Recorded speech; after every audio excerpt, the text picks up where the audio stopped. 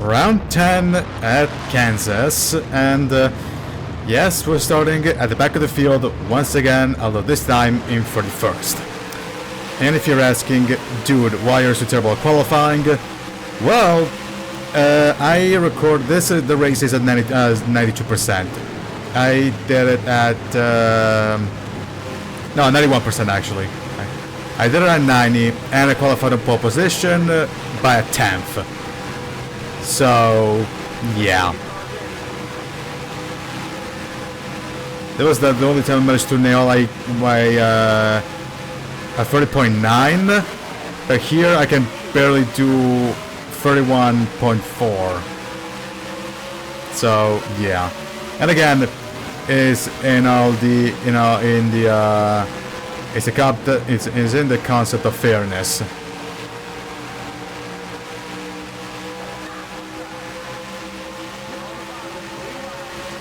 And also, I guess it makes the video a little bit more entertaining, but still.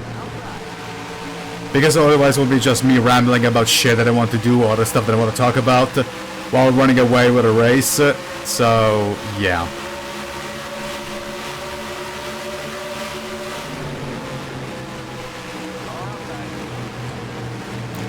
Okay, past Jones. As we keep hitting the rear of Hubert. That is Carson Miller, Chris Colapinto, and Yarborough. And that's also Katie Luna. Up ahead, dealing with Luke Larson.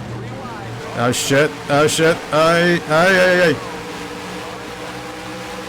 Hubert is on my inside. Keep the space. All the time you have to leave the space. Okay. All the time you have to leave the space. Whatever, or how I want to set that. Look at me mentioning that 2012 memes, but okay. In the meantime, past Colapinto, Luna, potentially even Larson. No, almost lost the car. But we did get past Luna. And we still managed to keep the position from Colapinto. And we are in 29th in 4 laps. There we go, past Larson without dramas. Can we pass Kasumi and Monaco and Kyle Allison. Kyle Allison, thank God he actually showed up. So, yeah. Actually, I don't think that Anto Kubica is here at all. So, you're safe from last car. So, congratulations, Kyle. Hey. Okay.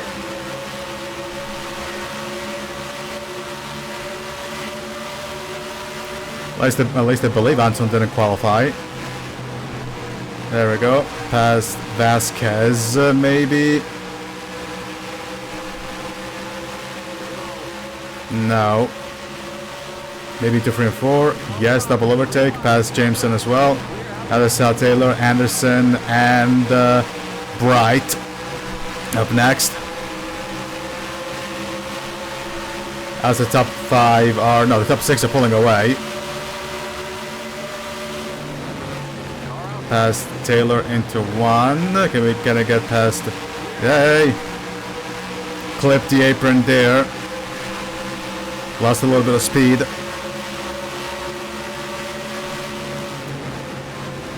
But through Anderson we go, nice and easy.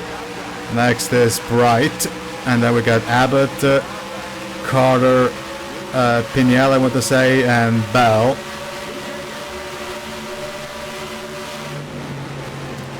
Past Bright, can we almost manage to avoid contact with Abbott.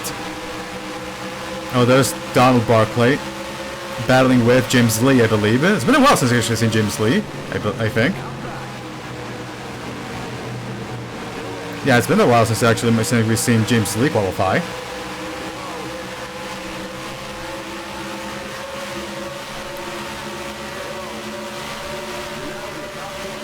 Top 20 already. Past Abbott. Can we clear Ashley? Yes, we can. We got Donald and Bell. 44 and 4. Yeah.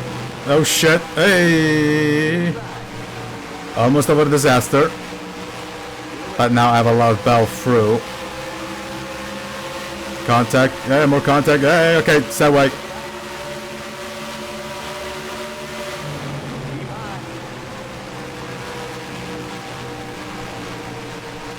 Okay, can you clear Bell on the outside? The answer is yes, we can. There we go.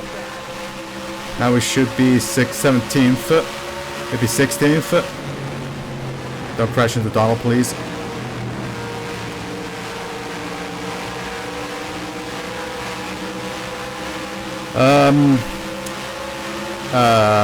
Fuck, I want to say something, but I completely forgot.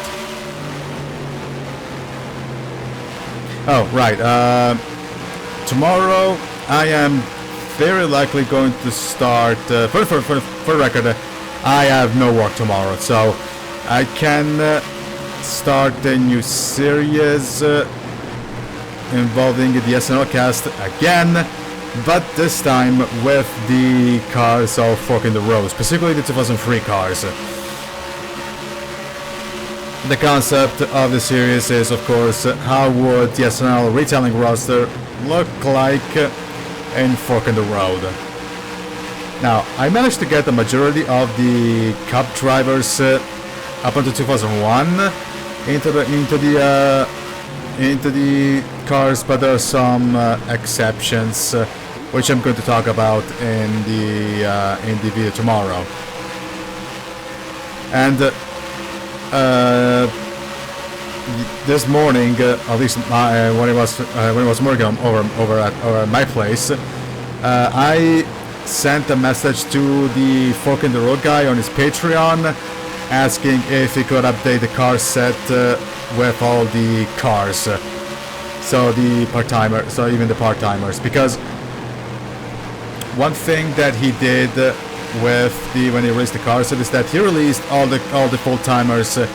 He released only the full-timers, but not the part-timers. Even though he did show some part-timers in the lineup video for 2003, like Ted Musgrave in the 7 Delta Dodge, and Mike Wallace in the Square D, I guess, in the Square D Marcus Chevrolet. Cars that are nowhere considered part-timers, but are not in the set. Now, of course, he still hasn't answered me back, but yeah.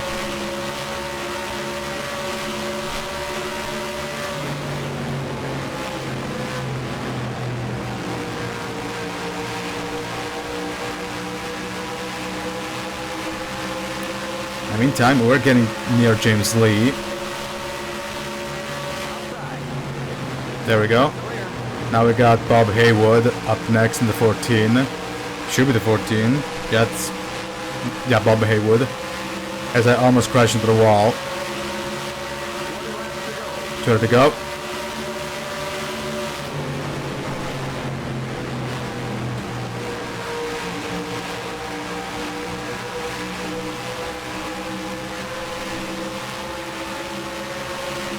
Can I get past?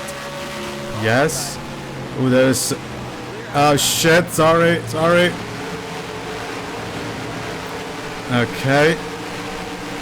Almost destroyed Chikira. For some reason I would say Chiaki, but that's not a goddamn name. For fuck's sake.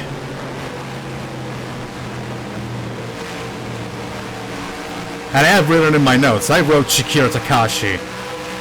But I still cannot fucking remember it. I always want to fucking call her Chiaki.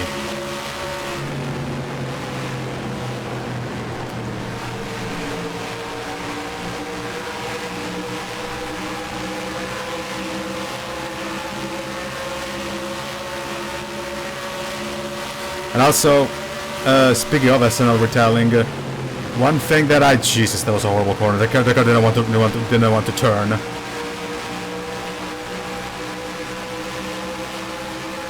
One thing that I want to do for SNL Retelling 2001 is that I want to change the way the races are shown, and I want to return to the way I was doing them originally with 1998, so a race per video, while keeping the 3 races per video for all the lower categories.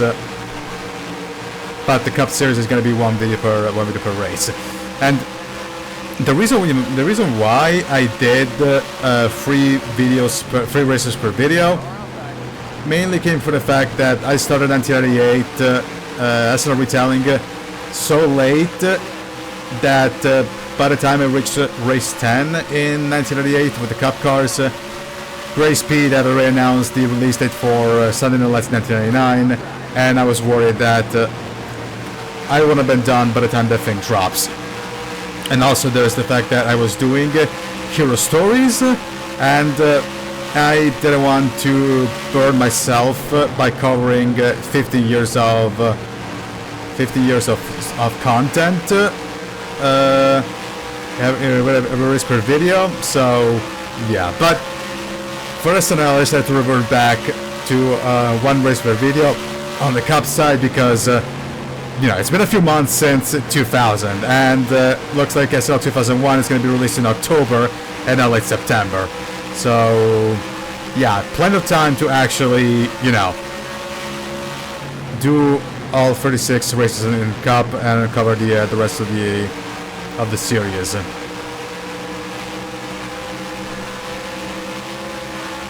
also, I think it would give the Cup stuff a little bit more of a little bit more slow paced, and I think that by going a little bit more slower and in a slower pace, people can enjoy the evolution of the championship even more. Hey!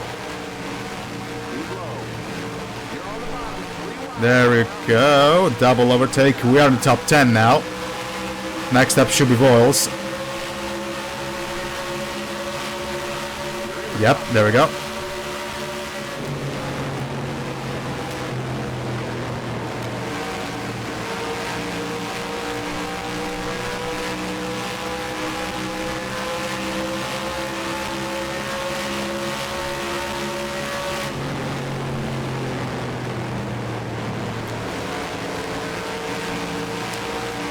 Okay.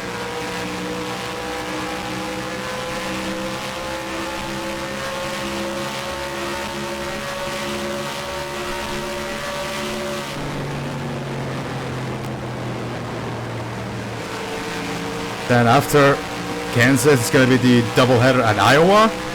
And after that, we're going to Mexico at Aguascalientes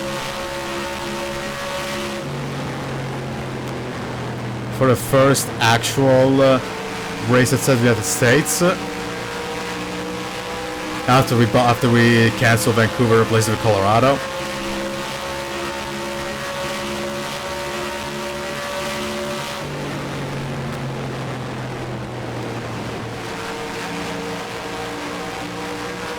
I'm not gonna get anywhere near Voiles. Stay away from the wall, please. That is Josh Harmon dealing with Piniella, I believe. No, with Dinner Papuas.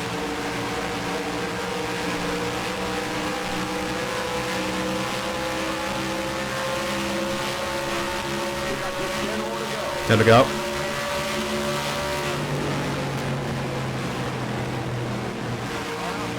There we go, past Voiles, maybe even Dinner Papuas. Side by side with Papuas, can actually do a double overtake, can actually overtake Harmon as well. The answer is yes, we can. Now we got Piniella. Then we got Movedel. I would assume Norris is fighting for second. No, Josh, don't.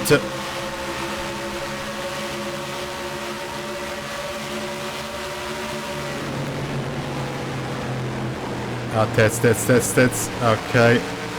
Next up is Joe.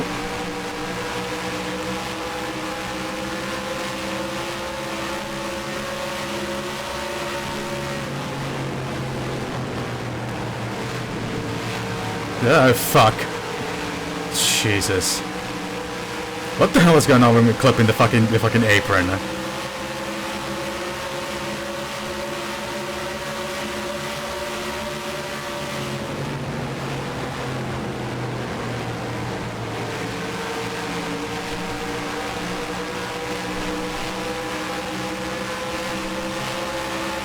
Entrycars.com.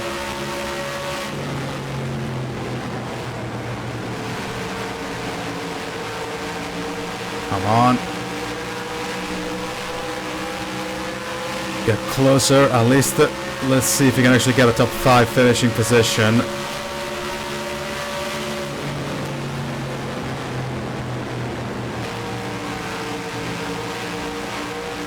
But let's assume I can actually get anywhere near Joe.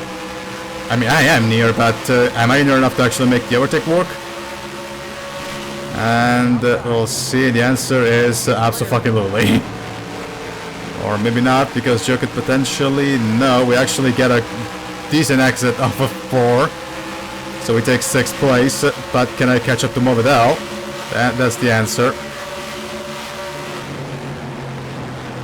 It feels weird that to know that I'm going to mention Gary Morbidelli's name in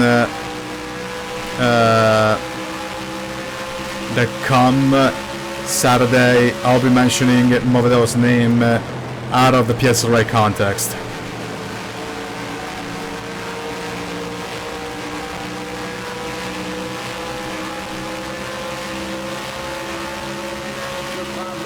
Five to go. 1.5 to almost 1.6 seconds is the gap between me and Morbidelli. Emma is in 3rd in the meantime. Christian, well, I didn't even qualify, so whatever.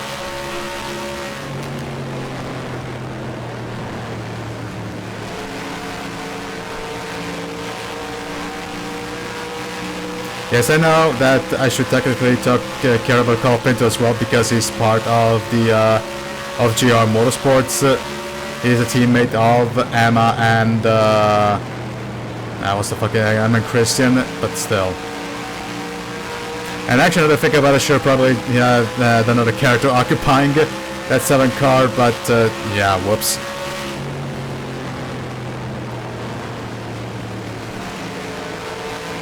Too late to change, of course.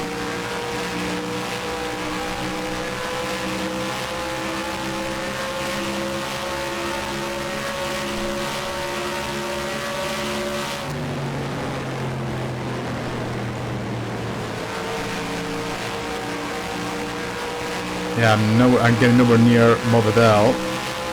At least nowhere near fast enough. So I think it's gonna be 6th for me. As Espinosa looks to be going for a win.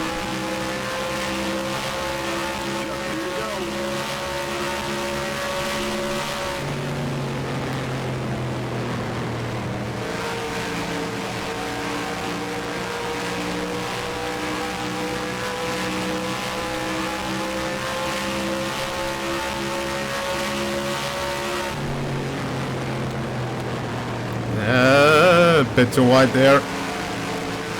White flag. Well, up to go. White flag. One more lap